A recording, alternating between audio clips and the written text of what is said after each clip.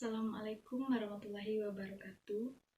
Perkenalkan, saya Lala Eriska, NIM 2018143477, Pendidikan Guru Sekolah Dasar Universitas PGRI Palembang.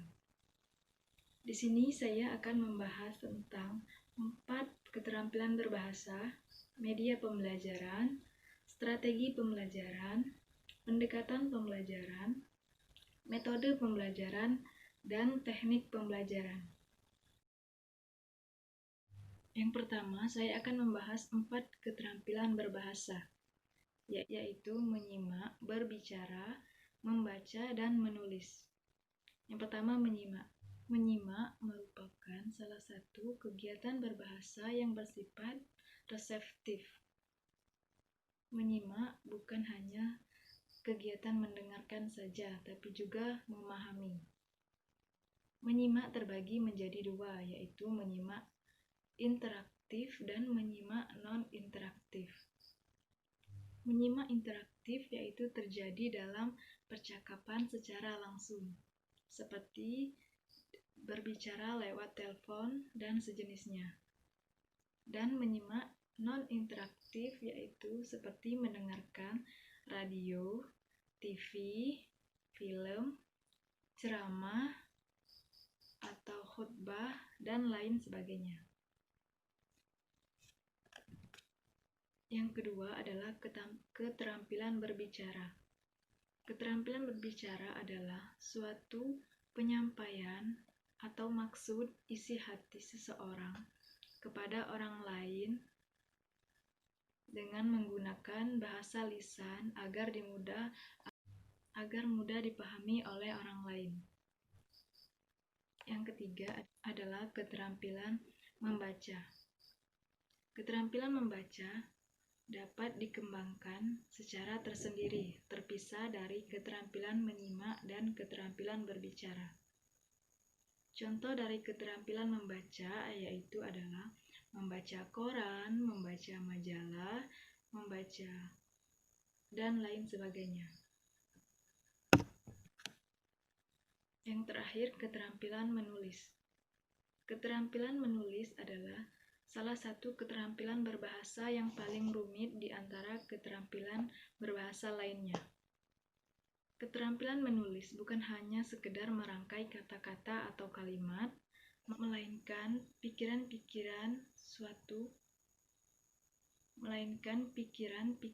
dalam suatu susunan kata yang teratur.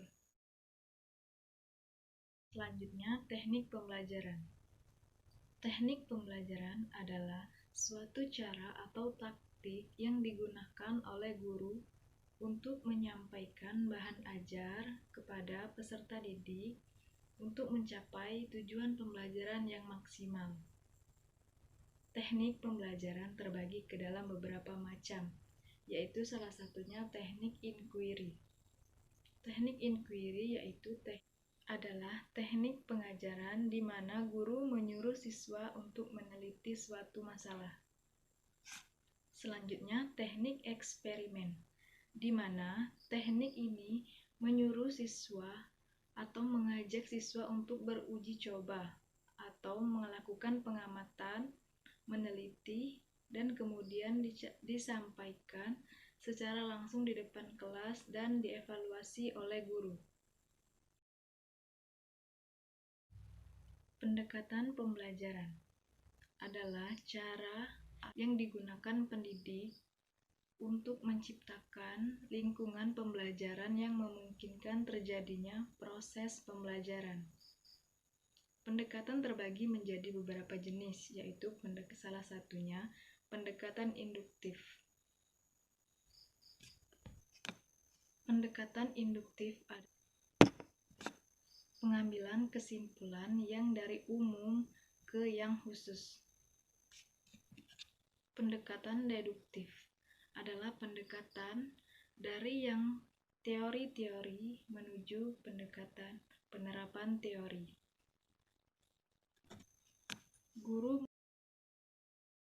Selanjutnya, metode pembelajaran.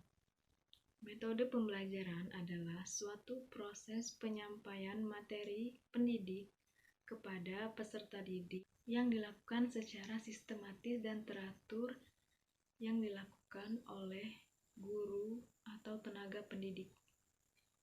Metode pembelajaran dapat terbagi ke dalam beberapa jenis, yaitu salah satunya metode diskusi.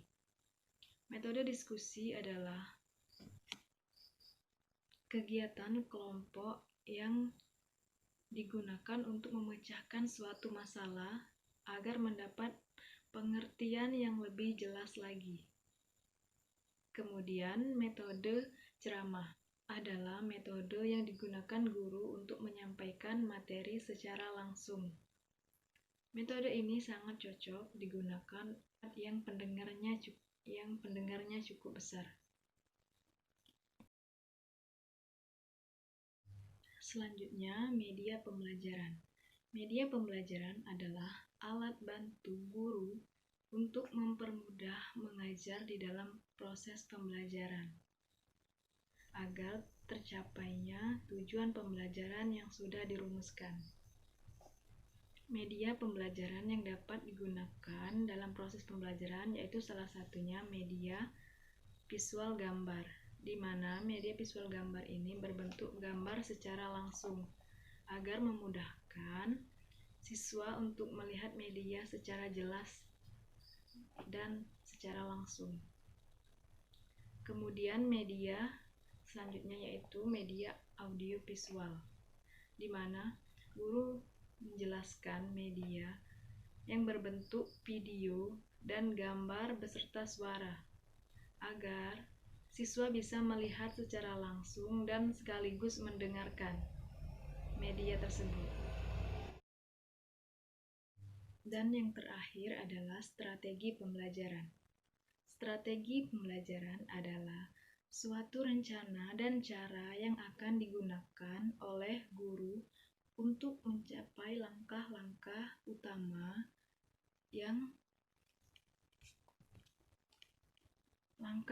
utama mengajar sesuai dengan tujuan pembelajaran yang akan dicapai.